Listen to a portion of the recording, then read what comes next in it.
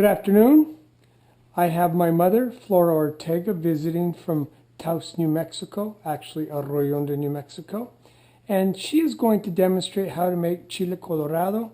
This is the famous chili that you can find in almost any household, and very similar to the chili that you're going to find at Orlando's restaurant. So without further ado, I'll let her do the talking. Flora, go ahead and show us what we're up to. Today I happen to be here in Spokane, Washington, visiting with my son Dempsey and his wife Gail, and they have asked me to prepare a little something to go by to make a good New Mexico chili. So this is going to be a paste, vegetarian. To this one you will be able to add beef, pork, chicken, whatever you would like after the paste has been cooked. So first of all, we will start with 1/2 cup of oil. It could be Crisco, whatever brand you want, but it has to be either a canola or a corn oil. Okay. When your oil starts to get warm, when it heats up, we are going to add 1 tablespoon of salt to the oil, which will help the oil from not burning. Next step, we will put in some white flour, 1/2 cup of white flour.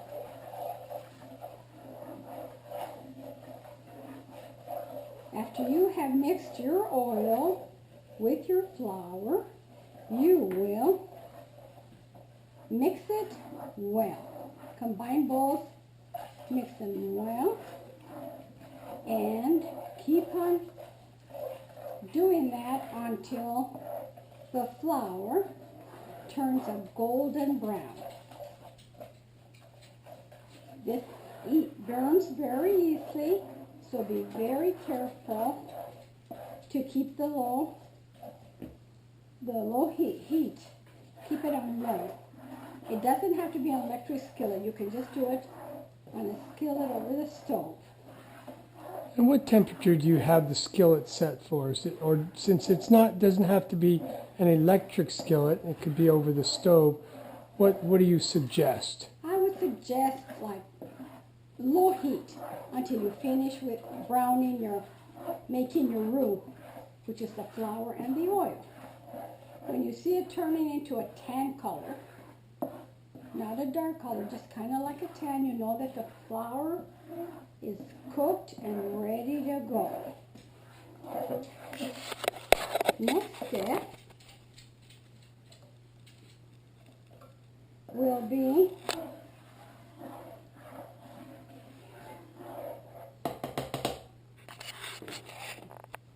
excuse me, I need some water.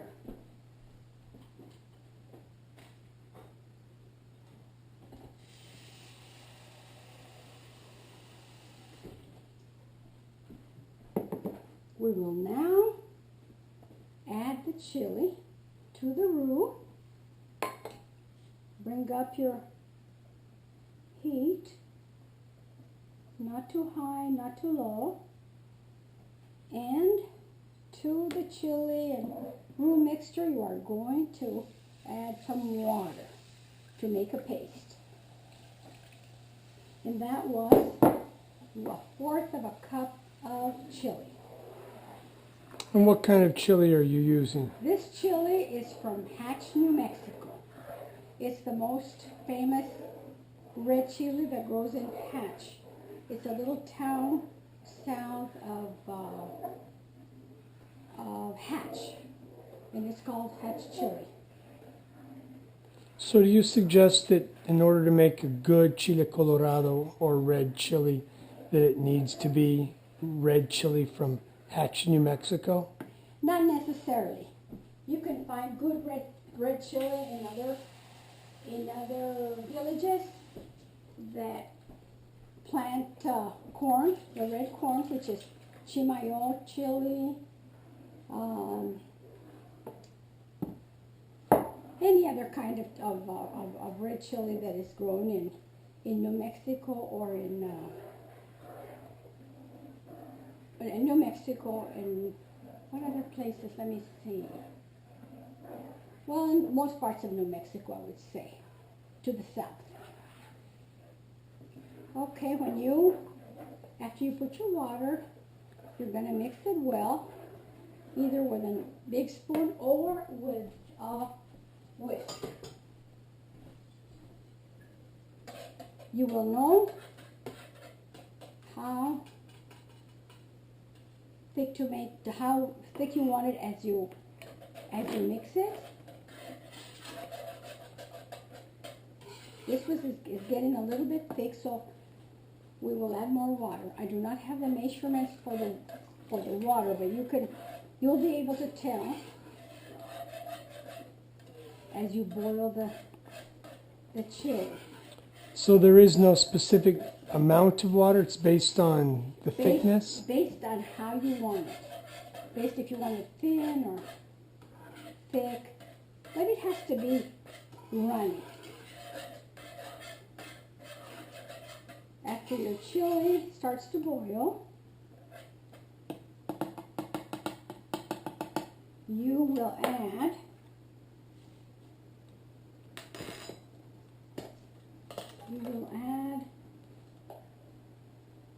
about a teaspoon of garlic.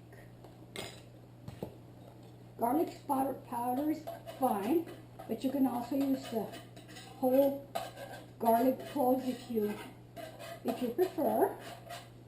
Are you using garlic powder or granulated garlic? Right now I'm using granulated garlic. But it doesn't really matter. But both taste well and make a good sauce. Let it cook until it's, I would give it about 20 minutes to a half an hour.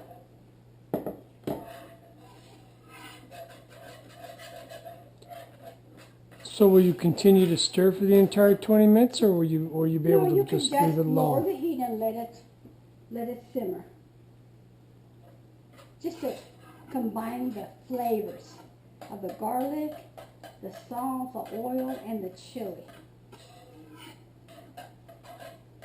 After that is done, you can use it for, like I said, for enchiladas.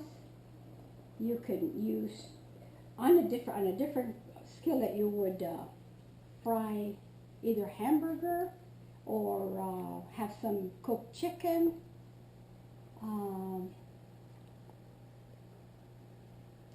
What else?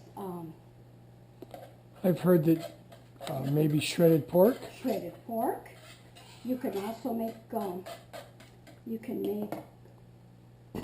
like a torta huevo. After your sauce is ready, you can break eggs in there. Ooh. And just boil them in the chili, or you can make like a scrambled eggs and just put them in there and make like chile de torta is what we call it. By putting in there your egg, whipping up the egg, and putting it in the sauce, and that's a chile torta that we usually have for breakfast. So essentially, you've pretty much prepared the chili. Now you just need to let it slowly simmer and mix the flavors together. You can either use it today or save it, put it in sterilized jars if you'd like, or freeze it, whatever you want to do. Or you can use it all if you're serving a big family. But this is just a very easy way of doing it. You can